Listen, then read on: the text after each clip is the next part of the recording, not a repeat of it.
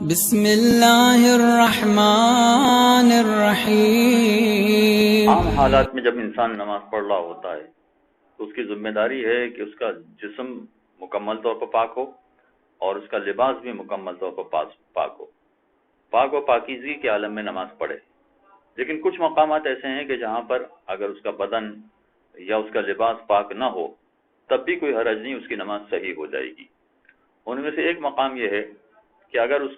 کے جسم پہ کوئی پھوڑا یا زخم ہو گیا ہے، اور ایسا پھوڑا ہوا زخم ہے کہ جو پورے لباس کو خراب کر چکا ہے، خون آلود ہو گیا ہے لباس، تو اس کے جسم کے زخم اور پھوڑے کی وجہ سے اگر خون کی نجاست لگی ہوئی ہے، چاہے لباس پر لگی ہوئی ہے چاہے اس کے بدن پر لگی ہوئی ہے، تو اس کی وجہ سے نماز پڑھنے میں کوئی حرج نہیں ہے، کوئی قباحت نہیں ہے۔ لہذا وہ سارے افراد کے جو زنجیر کا ماتم کرتے ہیں، اگر ان کے جسم پر زخم ہوتا ہے تو اس زخم کے ارد گرد جو خون ہے یا لباس پر جو خون لگا ہوا ہے اس میں اگر وہ نماز پڑھتے ہیں تو کوئی حرج نہیں ہے، اس خون والی نجاست میں نماز ہو جائے گی۔ اور اسی طرح سے اگر فرض کیجئے کہ کسی طرح سے خون اس کے لباس پر لگ گیا ہے، لیکن یہ خون اس کا اپنا نہیں ہے، یعنی اپنا نہیں ہے کا مطلب یہ ہوا کہ اس کو کوئی زخم نہیں لگا ہے، اس کو کوئی پھوڑا یا ایسی کوئی چیز نہیں ہوئی ہے کہ جس کی وجہ سے اس کا خون ہو، وہ کوئی اور بیرونی خون ہے کہ جو اس کو لگ گیا ہے۔ اور اگر فرض کیجئے کہ اس کے اپنے زخم اپنے جسم کا بھی ہے تو اتنا ہے کہ جو ایک پور کی مقدار کے برابر ہے۔ ایک پور کا مطلب یہ ہوا کہ انگوٹھے کا اوپر والا حصہ۔ احتیاط واجب ہے کہ اتنی مقدار میں اگر خون لگا ہوا ہو تو اگرچہ خون نجس ہے مگر اتنی مقدار میں اگر خون لگا ہے تو کوئی حرج نہیں ہے، وہ نماز پڑھ سکتا ہے۔ یہ چاہے اپنا خون نہیں ہے، کسی اور کا خون ہے، اس کے باوجود اس خون میں نماز پڑھنے میں کوئی حرج نہیں ہے، بشرطے کہ وہ کسی نجس جانور کا خون نہ ہو۔ اگر نجس جانور جیسے کتے وغیرہ کا خون ہے تو الگ بات ہو جائے گی، لیکن باقی عام طرح کا خون ہے، بکرے کا خون ہے، مرغی کا خون ہے مثلا، اگر یہ لباس پہ لگا ہوا ہے تو اگر ایک پور کے برابر ہے، انگوٹھے کے اوپر والے حصے کے برابر یہ خون لباس پہ لگا ہے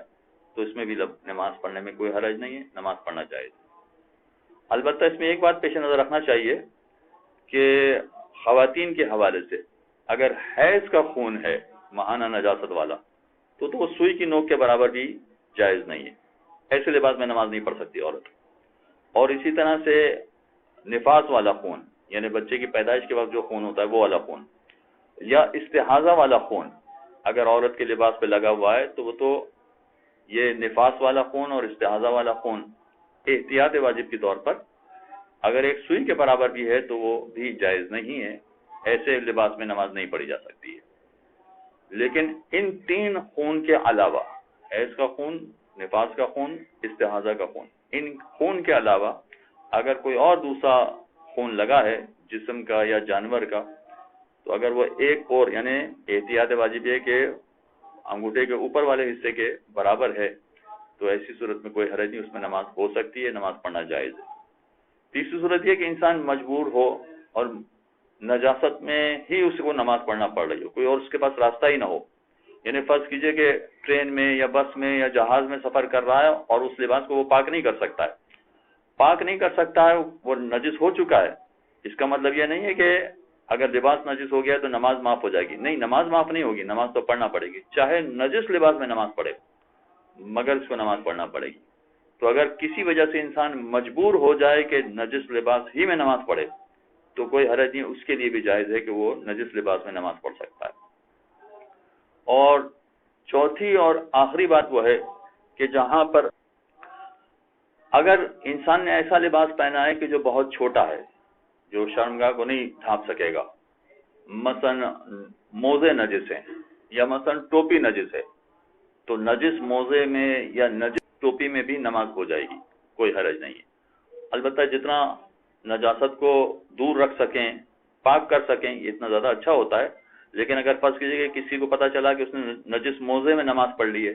یا نجس ٹوپی میں نماز پڑھ لی ہے تو کوئی حرج نہیں ہے، اس کی نماز صحیح ہو جائے گی۔ چنانچہ یہ وہ مقامات ہیں کہ نجاست ہونے کے باوجود، وہ نجاست چاہے لباس میں لگی ہو یا بدن پہ لگی ہو، نجاست ہونے کے باوجود ان کی نماز صحیح ہے، ان کی نماز میں کوئی خرابی نہیں ہے۔ صلی اللہ علیہ محمد اللهم صل على محمد وآل محمد